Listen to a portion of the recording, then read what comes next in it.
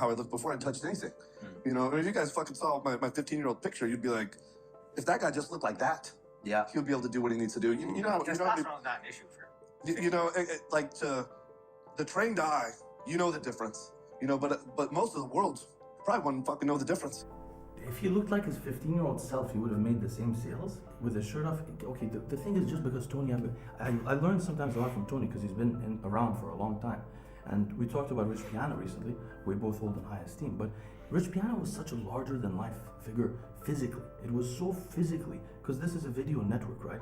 So, I mean, or video channel. So you're looking at people a lot of the time more than you're listening to their voice or even their information.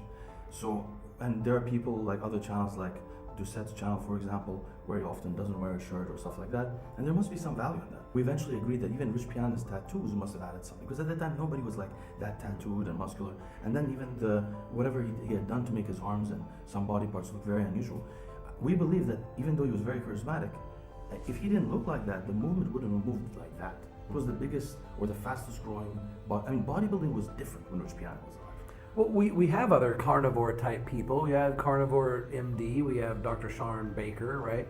These guys didn't get near as much attention. You know, the physique and not wearing the shirt and all the extreme stuff, it all added into it to make him #1 influencer in the, we'll say, carnivore space. But he's also saying that when he was 15, which means natural also, and he also sometimes credits his 30 years of training to be attributable to why his physique is like that. But sometimes he says, when I was 50, so here he says that when I was 15, I could have, you could have done the same job with the company and the 100 million revenue or whatever.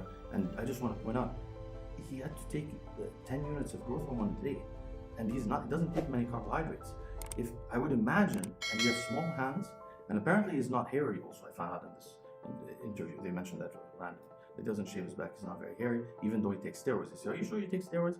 Well, look, he looks like somebody who's not very responsive to this growth. He was small in high school and middle school also.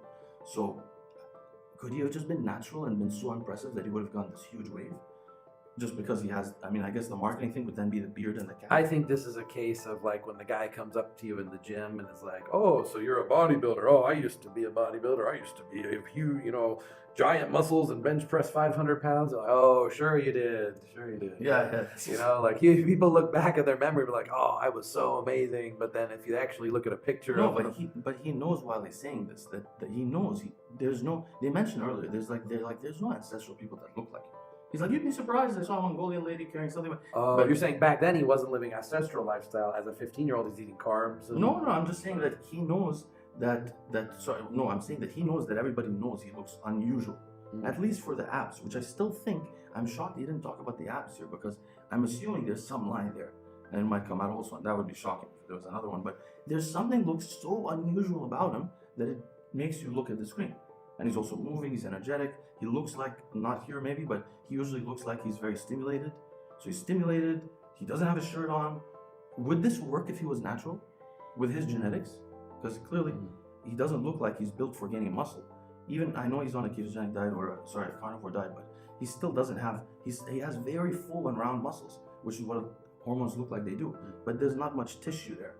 Or not that I have to, I'm just saying So let's see, what do we give him points for and what do we take points away for? I say we give him points for being a modern masculine influencer, because we need that type of influence. We need a masculine influence. There's a lot of feminine influence, there's very little masculine influence in the media anymore.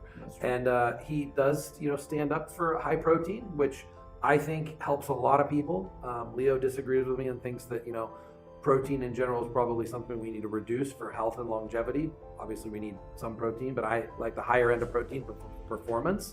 So I like that he advocates for that. I like the primal living, because these 9 tenets, we say we can't disagree with these. These are scientific concepts. No, I don't agree with all of them, but I think like the whole foods and the choice of organ meats and some of the things like light, exposing stuff to light.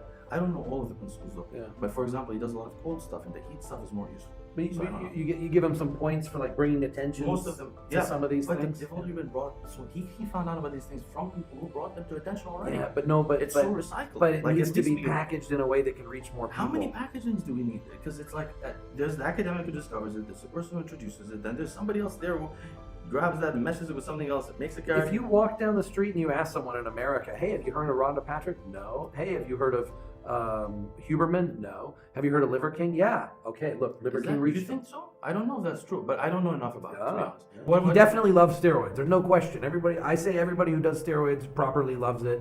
So instead of being honest about loving steroids and wanting to continue, to recant that, I think is damaging for what I'm trying to do, which is I'm trying to advocate the use, the access to information on chemical enhancement and the access to chemical enhancement. And I think what happened here originally was good for it because he got caught, and then everybody can say, see, everybody in the media is lying, everybody is on steroids. Okay, that's a good thing. Raise awareness that more people are on it than are admitting it. But then the bad thing is coming out and saying, I shouldn't have done it. I didn't need to do it. I had a good enough physique before. It didn't really help me. It didn't work. That's all total bullshit. Yeah, it is. Well, for me, I don't, but I feel like you missed the point of, he could have just been honest he could have never lied. He could have not been honest and just said, I don't want to talk about my private life. Whatever hormones I use. Or he could have said that he did use hormone. He could have been a hero. But after he got caught, because you start after you got caught. After you got caught, he could have also been honest, and he could have not, for God's sake, saying he's going to be natural now, which doesn't make any sense. So you're basically saying you're giving up something you believe in, or you didn't believe in this. He said he didn't do it. He said he did this because he has an addiction to working out, not because of the money thing. Even though the email was like, I'm trying to get $1 million, whatever, and I need this. And it was pretty. Yeah, you're right. He's not done. And I think he's going to be healthier using steroids if he's training as hard as he is than not. Well, not using 10 units of growth. A little bit of growth hormone so that he's less catabolic, so he's not constantly building muscle, breaking down muscle, so he's preserving the muscle he has instead of having to train so hard to build more muscle. Like, but being natty and trying to maintain a great physique is a lot of abuse on the body. Well, that's true also, but so is being muscular because you can burn more muscle because you're stronger.